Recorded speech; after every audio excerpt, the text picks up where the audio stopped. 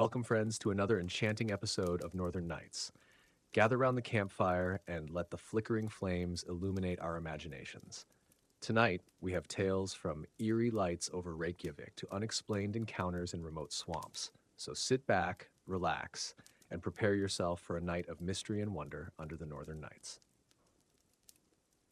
The Ghost Flyers of Scandinavia. Picture the scene. The cold, dark winters of Sweden, Norway, and Finland, where the night is long and the days are short. It was a time when the world was on the brink of war, and tensions were high. But the story I'm about to tell you isn't about the battles fought on land or sea. It's about the eerie, unexplained phenomena that took place in the skies above. It all began in the winter of 1933. Residents of Västerbotten, a remote county in Sweden, began to notice strange lights in the night sky. These lights seemed to follow the valleys, moving with an almost otherworldly precision towards Norway. In those days, any aircraft was a rare sight in such a remote area. The only planes usually seen were the occasional border patrol or emergency ambulance planes. But these lights were different. They seemed to defy the technology of the time. As the sightings continued, reports began to pour in from all over the region. People described seeing mysterious aircraft with bright spotlights that shone down on the snow-covered ground, circling in one spot for extended periods and staying aloft even when their engine noise ceased. Some even claimed to have seen planes with as many as 8 engines, an impossible feat for the era's technology. Governments in Sweden, Finland, and Norway grew increasingly concerned. No idea who these ghost flyers were or what their intentions might be. War had not yet broken out, but the specter of conflict loomed large in everyone's minds. Could these be reconnaissance missions by foreign powers, testing the defenses of the Scandinavian nations? One December night in 1933, a man named Olav Hedlund from the small town of Sorsele heard the unmistakable sound of an airplane overhead. When he looked up, he saw a gray, unmarked aircraft with pontoons flying low in the moonlight. It circled the railway station before heading north, following the railway tracks as if guided by an unseen hand. This was the first time anyone had actually seen one of these ghostly planes up close. By January 1934, reports of these mysterious flyers had increased dramatically. People claimed to see them in all kinds of weather, even during heavy snowstorms when no normal plane could possibly fly, and yet no one ever saw them take off or land. Speculation ran wild. Some thought the planes might be operating from a secret aircraft carrier, as mysterious ships were also spotted in nearby waters. The Scandinavian air forces took these sightings very seriously. They conducted thorough sweeps of the area, shared information with each other, and coordinated with local police to investigate and catalog each report. General Pontus Reuterswärd of Sweden wrote a secret memo in April 1934, summarizing the situation. The collected and analyzed data has given me the impression that unauthorized air traffic has occurred. The Swedish General Staff investigated 487 reports during the winter of 1933 to 1934, of which 46 were deemed credible. The Finnish General Staff looked into 111 reports, finding 15 cases that remained unsolved. No sighting was ever confirmed from 2 different vantage points, making it impossible to determine where the planes were coming from or where they were headed. Why were these reports taken so seriously? Northern Scandinavia was rich in iron ore, a valuable resource coveted by both Germany and Russia. The military brass suspected that these ghost flyers were conducting reconnaissance missions, possibly for iron ore reconnaissance. Some believed the planes were of Russian origin, scouting out ways to disrupt Germany's supply of this crucial resource. And so the mystery of the ghost flyers of Scandinavia remains unsolved to this day. Were they smugglers, spies, or something else entirely? We may never know. The Ängelholm UFO. This is the legend of Gösta Karlsson and the UFO of 1946. Gösta Karlsson was an entrepreneur known to many as the Pollenkungen, or the Pollen King. In 1953, he founded the herbal medicine company Cernel, which made him a millionaire thanks to its bee pollen extracts. Karlsson was just a businessman. He also had a passion for ice hockey and invested heavily in the local club, Rogel BK. But Carlson always credited his success to a strange event that occurred one night in May 1946. One evening, as the sun dipped below the horizon, Carlson was making his way back from the beach through the dense, sandy-soiled Kronoskogen forest. It was here, amidst the towering trees, that he saw something unusual, a bright light at the edge of a clearing. Curious, he moved closer and saw what looked like a crew setting up a carousel. But as he approached, he realized this was no ordinary carnival. In the middle of the glade stood a disc-shaped craft, resting on a keel-like fin and a pair of retractable legs. The crew, dressed in tight-fitting white flight suits with dark boots, belts, and hoods, were unlike any people Carlson had ever seen. One of them held a device that looked like a chest-mounted bellows camera and used it to keep Carlson at a distance. Carlson watched in awe as the craft eventually took off, disappearing into the night sky. After the departure, he ventured back into the clearing to find what he believed were artifacts left behind, among them a mysterious quartz rod. He measured the strange gouges in the ground, convinced they were left by the craft's landing gear, and sketched what he had seen. These sketches would later be used to create the UFO memorial. But the encounter didn't end there. Carlson began to experience a series of strange dreams throughout 1946, where he claimed the UFO's pilot communicated with him, imparting ideas and knowledge. These dreams, he said, inspired him to experiment with pollen as a natural remedy, leading to the foundation of his successful company. For years, Carlson kept his story to himself. It wasn't until 1971 that he shared his tale publicly in an interview with journalist Eugen Semichov. Together, they visited the clearing, finding only a faint circular impression on the ground, no clear marks from a keel or legs. Semichov sent the quartz rod to Stockholm University for analysis, but it turned out to be nothing extraordinary. Despite the lack of physical evidence, Carlson's conviction never wavered.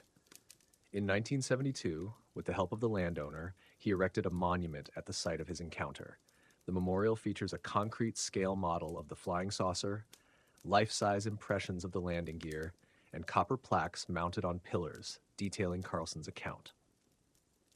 In 1995, Swedish ufologist Claes Svahn co-authored a book with Carlson, detailing the encounter after years of research and numerous interviews. Although Svahn remained skeptical about the event, he believed Carlson genuinely held his experience as truth. Today, the Ängelholm UFO Memorial stands as a testament to this extraordinary tale. Though investigations have never corroborated Carlson's story, the site has become a popular tourist destination and a national heritage site, attracting those who are curious about what might have happened that fateful night in 1946. So as we sit here by the fire, let your imagination wander. Was it a dream, a hallucination, or perhaps, just maybe, a real encounter with something beyond our understanding? The forest of Kronoskogen holds its secrets close, and the tale of Gösta Carlsson's UFO remains one of its most tantalizing mysteries. The encounter of Sten Lindgren, a man whose life was forever changed by a remarkable encounter in the Swedish woods. Sten was born in a small village in Sweden, where he grew up with a deep fascination for the stars. As a child, he would spend countless nights lying on the grass, gazing up at the night sky, wondering what secrets the universe held. This curiosity grew with him, leading him to explore astronomy and cosmology as he got older. One clear, cool night, as Sten was taking one of his regular walks through the dense Kronoskogen forest, something extraordinary happened. He noticed a bright light ahead, piercing through the darkness. Intrigued, he moved closer and found himself in a small clearing. There, illuminated by an otherworldly glow, was a circular craft unlike anything he had ever seen. The craft hovered a few meters above the ground, supported by a keel-like fin and retractable legs. From it emerged several beings clad in luminous, tight-fitting suits. Sten stood in stunned silence, his heart pounding with a mixture of fear and awe.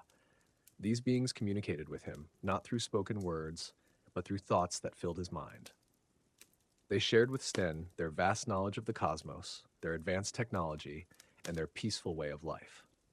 They revealed that they had been observing Earth for a long time and wished to establish a dialogue with humanity. Sten was overwhelmed by the depth of their wisdom and the clarity of their thoughts. After what felt like both an eternity and an instant, the beings returned to their craft, which then ascended into the night sky, leaving Sten alone in the clearing. He felt a profound sense of purpose wash over him, a feeling that he had been chosen to carry an important message.